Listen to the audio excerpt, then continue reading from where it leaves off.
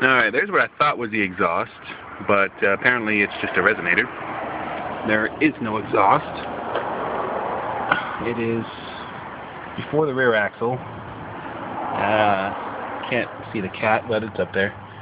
And let's hear how it sounds. Okay.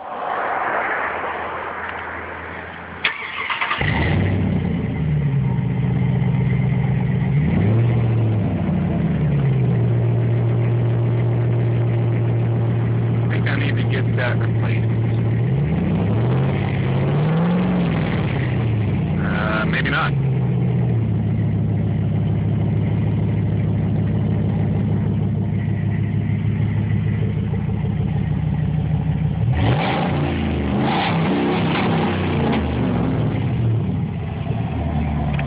Yeah, it's pretty damn loud.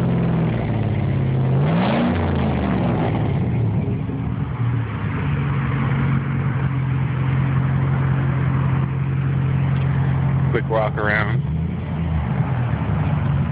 Not too happy about that. Would rather have a real one.